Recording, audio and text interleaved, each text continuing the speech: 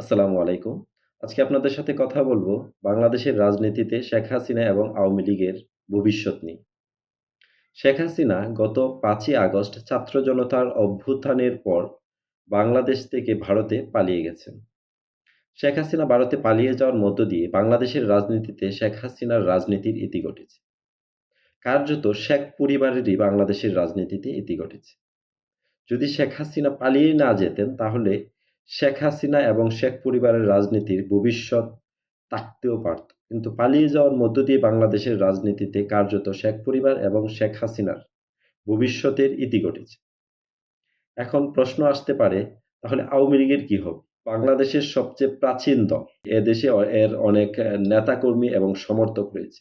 এদের কি হবে? বাংলাদেশের রাজনীতিতে শেখ হাসিনা ফিরবে না এবং শেখ পরিবারের বাংলাদেশের রাজনীতিতে আর অবস্থান নেই, এটা সুস্পষ্ট। এখন আওয়ামী লীগ ফিরবে কিনা এটা হচ্ছে প্রশ্ন।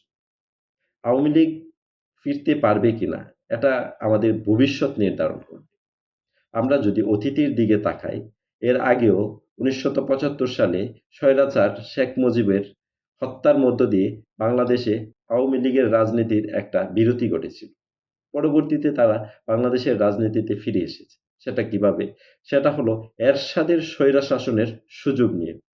এরশাদ যখন স্বৈরাচার হয়ে উঠল, তখন অন্যান্য রাজনৈতিক দলগুলো যখন গণতান্ত্রিক অধিকার আদায়ের জন্য আন্দোলন সংগ্রামে নামলো, তখন আওয়ামী লীগ এই সুযোগে এই দলগুলোর মাঝে ঢুকে তাদের রাজনৈতিক পুনর্বাসনের সুযোগ গ্রহণ করে। এতে করে ৭৫ নিষিদ্ধ হওয়া, ৭৫ কার্যত আওয়ামী লীগের রাজনীতি ধ্বংস হয়ে যাওয়ার পর আবার এরশাদের সময় গণতন্ত্র প্রতিষ্ঠার আন্দোলনের মধ্য দিয়ে আওয়ামী লীগের পুনঃপ্রতিষ্ঠা লাভ হয়। তার মানে আমরা বুঝতে পারছি, আবার যদি ভবিষ্যতে এ ধরনের কোনো স্বৈরাচার বাংলাদেশে মাথাচাড়া দিয়ে ওঠে, প্রতিষ্ঠা হয়, তবেই সম্ভব আওয়ামী লীগের বাংলাদেশের রাজনীতিতে পুনর্বাসন হওয়া। বাংলাদেশে যদি ভবিষ্যতে কোনো স্বৈরাচারের উত্থান হয়, তাহলে আওয়ামী লীগ এই সুযোগকে কাজে লাগিয়ে, এই সুযোগকে ব্যবহার করে পুনঃপ্রতিষ্ঠা হওয়ার সুযোগ রয়েছে।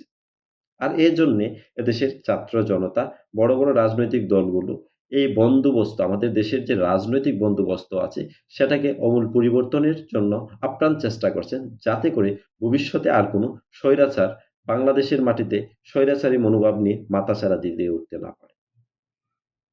বাংলাদেশে যদি রাজনীতিতে আওয়ামী লীগের পুনর্বাসন হয়, সেটা একটা স্বৈরাচার পুনঃপ্রতিষ্ঠা হওয়ার মধ্য দিয়েই আবার আওয়ামী লীগ ফিরে আসতে পারে। এর বাইরে আওয়ামী লীগের ফিরে আসার কোনো সুযোগ অন্তত আমরা দেখতে পাচ্ছি না।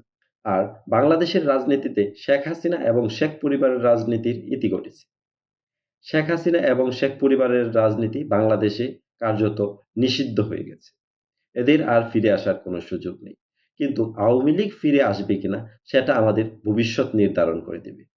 এজন্য আমরা সর্বোচ্চ চেষ্টা করব ভবিষ্যতে যেন কোনো শক্তি আর স্বৈরাচার হয়ে উঠতে না পারে, এবং আমরা রাজনীতিতে এমন একটি বন্দোবস্তের পরিকল্পনা নিয়ে এগোতে হবে, এমন একটি বন্দোবস্ত তৈরি করতে হবে যে বন্দোবস্তের মাধ্যমে ভবিষ্যতে আর কোনো রাজনৈতিক দল, আর কোনো রাজনৈতিক শক্তি স্বৈরাচার হয়ে উঠতে পারবে না।